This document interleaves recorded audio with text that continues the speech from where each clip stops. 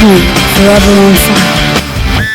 ದೇಶದ ಅನೇಕ ಕಡೆಗಳಲ್ಲಿ ಮಳೆ ಅತಿಯಾದ ಪ್ರಮಾಣದಲ್ಲಿ ಸುರಿತಾ ಇದೆ. ಈ ಕಾರಣದಿಂದಾಗಿ ಅನೇಕ ದುರ್ಘಟನೆಗಳು ಸಂಭವಿಸ್ತಾ ಇದೆ. ನಮ್ಮ ಪಕ್ಕದ ಕೇರಳದ ವಾಯನಾಡಿನಲ್ಲೂ ಕೂಡ ಇಂಥದ್ದೇ ಘಟನೆ ಸಂಭವಿಸಿದೆ. ಕೇರಳದ ವಾಯನಾಡಿನಲ್ಲಿ ಭಾರೀ ಭೂಕುಸಿತವಾಗಿದೆ. ಭಾರೀ ಭೂಕುಸಿತದ ಪರಿಣಾಮ 19 ಜನ ದುರ್ಮರಣ ಹೊಂದಿದ್ದಾರೆ. ವಾಯನಾಡಿನ ಮೆಪ್ಪಾಡಿ ಮತ್ತು ಮುಂಡಕ್ಕೈ ಚೂರಲ್ಮಾಲ ಬೆಟ್ಟದಲ್ಲಿ ಭೂಕುಸಿತವಾಗಿದೆ. ಮೊದಲು ಮುಂಡಕ್ಕೈ ಪ್ರದೇಶದಲ್ಲಿ ಮಧ್ಯರಾತ್ರಿ 1 ಗಂಟೆಗೆ ಕುಸಿತ ಕಂಡಿದೆ. ಬಳಿಕ ಚೂರಲ್ಮಾಲಾದಲ್ಲಿ ಮುಂಜಾನೆ 4 ಗಂಟೆಗೆ ಕುಸಿತವಾಗಿದೆ. ಅದು ಕೂಡ ರಕ್ಷಣಾ ಕಾರ್ಯಾಚರಣೆ ನಡೆಯುವ ಸಂದರ್ಭದಲ್ಲಿಯೇ ಭೂಮಿ ಕುಸಿತವಾಗಿದೆ. ಒಂದು 400 ಕುಟುಂಬಗಳು ವಾಸ ಮಾಡುವಂಥ ಪ್ರದೇಶ ಅದು ಚೂರಲ್ಮಾಲಾ ಪ್ರದೇಶ, ಗುಡ್ಡಗಾಡಿನ ಪ್ರದೇಶ. ಘಟನೆ ವೇಳೆ ಅನೇಕರು ಗಾಯಗೊಂಡಿದ್ದಾರೆ. ಮನೆ, ಜಮೀನು, ಆಸ್ತಿ ಪಾಸ್ತಿ ಎಲ್ಲವೂ ಕೂಡ ನಷ್ಟವಾಗ್ತಾ ಇದೆ. ಘಟನಾ ಸ್ಥಳದಲ್ಲಿ ಮುನ್ನೆಚ್ಚರಿಕಾ ಕ್ರಮವಾಗಿ ವಿದ್ಯುತ್ ಕಡಿತ ಮಾಡಲಾಗಿದೆ. NDRF ಹಾಗೂ ಸ್ಥಳೀಯ ಅರಕ್ಕೋನಂ ತಂಡದಿಂದ ರಕ್ಷಣಾ ಕಾರ್ಯಾಚರಣೆ ಮುಂದುವರೆದಿದೆ. ಭೀಕರ ದೃಶ್ಯ ಇದು. ನೋಡ್ತಾ ಇದ್ದೀರಿ ದೃಶ್ಯಾವಳಿಗಳಲ್ಲಿ ಗುಡ್ಡ ಕುಸಿತದ ಪರಿಣಾಮ ಉಂಟಾಗಿರುವಂಥ ಘಟನೆಗಳನ್ನು. NDRF ತಂಡ ಮಧ್ಯರಾತ್ರಿಯಿಂದಲೂ ಕೂಡ ಘಟನೆಯಲ್ಲಿ ಸಿಲುಕಿದ್ದವರನ್ನು ರಕ್ಷಣೆ ಮಾಡಲಿಕ್ಕೆ ಶ್ರಮಿಸ್ತಾ ಇದೆ. ಅಲ್ಲಿಯ ಅರಕ್ಕೋನಂ ತಂಡ ಕೂಡ.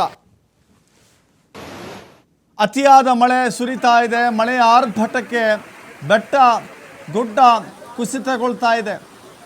ಹೇಗೆ ನಮ್ಮ ಉತ್ತರ ಕನ್ನಡ ಜಿಲ್ಲೆಯ ಶಿರೂರಿನಲ್ಲಿ ಗುಡ್ಡ ಕುಸಿತವಾಗಿತ್ತು, ಅದೇ ರೀತಿಯ ಗುಡ್ಡ ಕುಸಿತದ ಭೀಕರ ಘಟನೆ ನಡೆದಿರುವಂಥದ್ದು.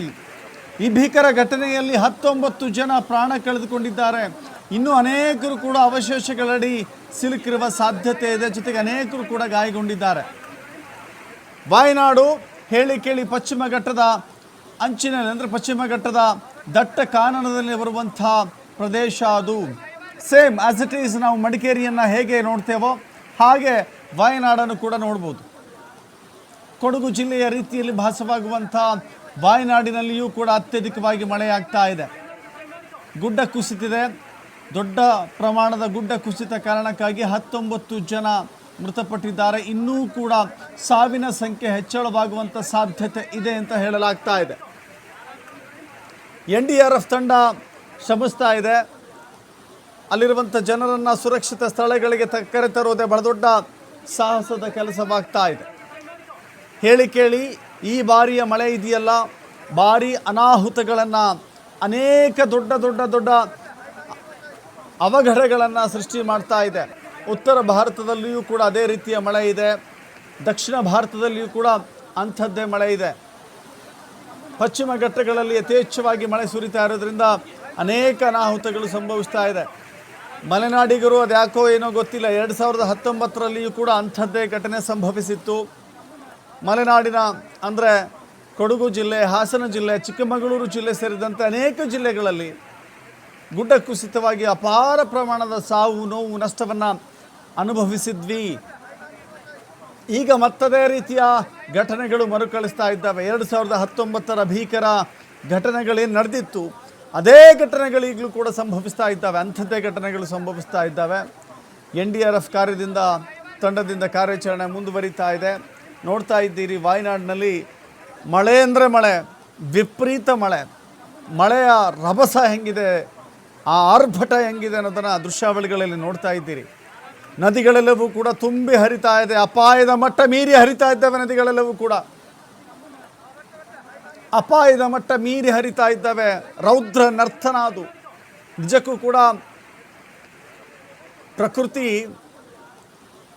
ಎಷ್ಟು ಸೊಬಗನ್ನು ತಂದು ಕೊಡಬಲ್ಲದೋ ವಿಕೋಪಕ್ಕೆ ಹೋದಾಗ ಅಂಥ ಅನಾಹುತಗಳನ್ನು ಕೂಡ ಸೃಷ್ಟಿ ಮಾಡುತ್ತೆ.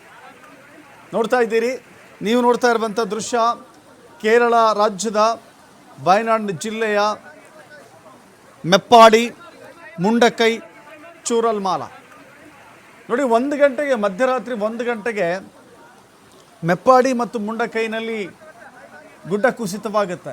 ತಕ್ಷಣವೇ ಕಾರ್ಯಪ್ರವೃತ್ತವಾದಂಥ ಪಡೆ NDRF ಹಾಗೂ ಅರಕ್ಕೋನಂ ಪಡೆ ಅಲ್ಲಿಗೆ ತಲುಪುತ್ತೆ. ಯಾವಾಗ ಈ ತಂಡ ಕೆಲಸ ಮಾಡ್ತಾ ಇರುತ್ತೋ ಅದೇ ಸಂದರ್ಭದಲ್ಲಿ ರಕ್ಷಣಾ ಕಾರ್ಯಾಚರಣೆ ನಡೆದಿರುವಂಥ ಸಂದರ್ಭದಲ್ಲಿಯೇ ಚೂರಲ್ಮಾನದಲ್ಲಿ ಬೆಟ್ಟ ಕುಸಿತವಾಗುತ್ತೆ. ಚೂರಲ್ಮಾನದಲ್ಲಿ ಮತ್ತೆ ಅನಾಹುತ ಸಂಭವಿಸುತ್ತೆ. ಇಡೀ ಗುಡ್ಡವೇ ಕುಸಿದು ನೆಲಸಮವಾಗಿಬಿಟ್ರೆ ಎಂಥ ಅನಾಹುತ ಸಂಭವಿಸಬಹುದು ಹೇಳಿ. ಈಗ 19 ಜನ ಪ್ರಾಣ ಬಿಟ್ಟಿದ್ದಾರೆ, ಅದಿನ್ನಷ್ಟು ಜನ ಗಾಯಗೊಂಡಿದ್ದಾರೆ. ಸಾವಿನ ಸಂಖ್ಯೆ ಎಷ್ಟಕ್ಕೆ ಏರುತ್ತೆ ಅನ್ನೋದು ಕೂಡ ಆತಂಕವನ್ನು ತಂದೊಡ್ತಾ ಇದೆ. ಇದರ ಮಧ್ಯೆ ಅಲ್ಲಿ ಪವರ್ ಕಟ್ ಮಾಡಿದ್ದಾರೆ. ಗುಡ್ಡ ಕುಸಿತವಾದಾಗ ಆ ವಿದ್ಯುತ್ ತಂತಿಗಳು ಕೂಡ ನೆಲದ ಮೇಲೆ ಬೀಳುತ್ತೆ. ನೆಲದ ಮೇಲೆ ತುಂಡಾಗಿ ಬಿದ್ದಂಥ ಆ ವೈರ್ಗಳಲ್ಲಿ ವಿದ್ಯುತ್ ಪ್ರವಹಿಸಿದರೆ ಬಹುದೊಡ್ಡ ಅನಾಹುತ ತಂದೊಡ್ಡುತ್ತೆ. ಹೀಗಾಗಿ ಮುನ್ನೆಚ್ಚರಿಕೆಯ ಕ್ರಮವಾಗಿ ಅಲ್ಲಿ ಪವರ್ ಕಟ್ ಮಾಡಲಾಗಿದೆ. ಇಂಥ ದೃಶ್ಯವನ್ನು ಕಂಡು ಕೇಳರಿಯದಂಥ ಘಟನೆ ವಾಯ್ನಾಡ್ನಲ್ಲಿ ಸಂಭವಿಸಿದೆ. ಅಲ್ಲಿನ ಜನ ಜೀವ ಉಳಿಸಿಕೊಳ್ಳೋಕ್ಕೂ ಕೂಡ ಒದ್ದಾಡ್ತಿದ್ದಾರೆ. ಸದ್ಯಕ್ಕೆ NDRF ಜೀವ ಉಳಿಸುವ ಸಲುವಾಗಿಯೇ ನಿರಂತರವಾದಂಥ ಕಾರ್ಯಾಚರಣೆಯನ್ನು ಮಾಡ್ತಾ ಇದೆ.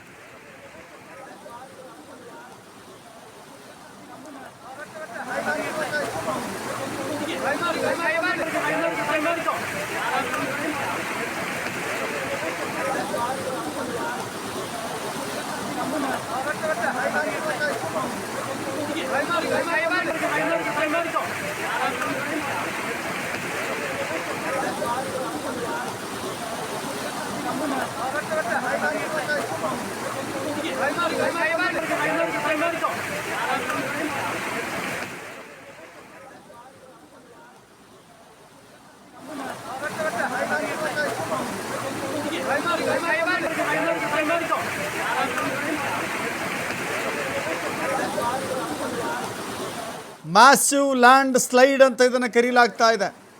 ಮ್ಯಾಸಿವ್ ಲ್ಯಾಂಡ್ ಸ್ಲೈಡ್ ಇದು ನಿಜಕ್ಕೂ ಕೂಡ ಅಲ್ಲಿನ ಜನರನ್ನು ಆತಂಕಕ್ಕೀಡು ಮಾಡಿದೆ. ನೂರಾರು ಜನ ಭಯಪಡ್ತಾ ಇದ್ದಾರೆ. ನೂರಾರು ಜನ ಅಲ್ಲಿ ಸ್ಟ್ರಕ್ ಆಗಿದ್ದಾರೆ. ಮೆಪ್ಪಾಡಿ, ವಯನಾಡು ಜಿಲ್ಲೆಯ ಮೆಪ್ಪಾಡಿಯಲ್ಲಿ ಅದು ಕೂಡ ಮಧ್ಯರಾತ್ರಿ ಸಂಭವಿಸಿರುವಂಥ ಈ ಘಟನೆ ಇದೆಯಲ್ಲ, ಎಲ್ಲರನ್ನೂ ಕೂಡ ಬೆಚ್ಚಿ ಬೀಳಿಸುವಂತೆ ಮಾಡಿದೆ.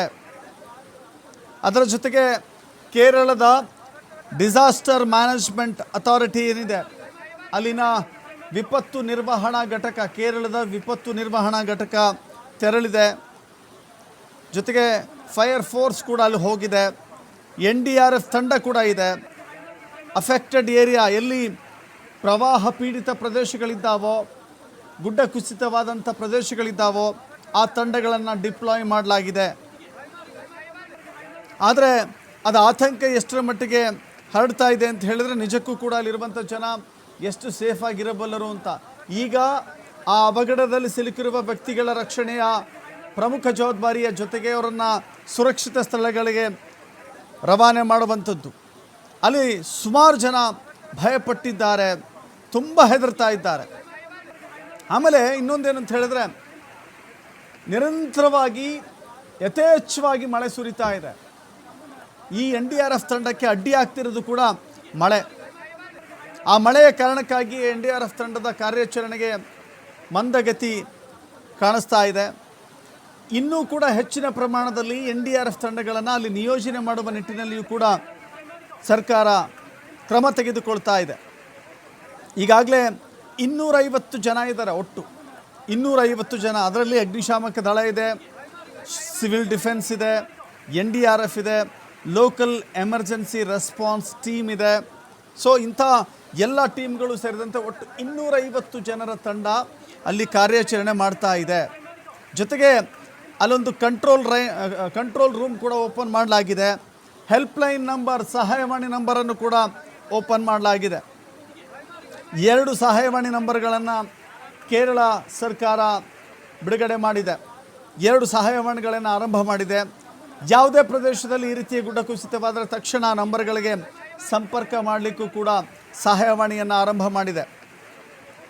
9656938689 ಅಂತ ಹೇಳಿ ಒಂದು ನಂಬರನ್ನು, ಇನ್ನೊಂದು 8086010833 ಅಂತ ಎರಡೂ ಕೂಡ ತುರ್ತು ಸಹಾಯವಾಣಿಯ ನಂಬರ್ಗಳಿವು. ಈ ಎರಡು ನಂಬರ್ಗಳನ್ನು ಓಪನ್ ಮಾಡಲಾಗಿದೆ.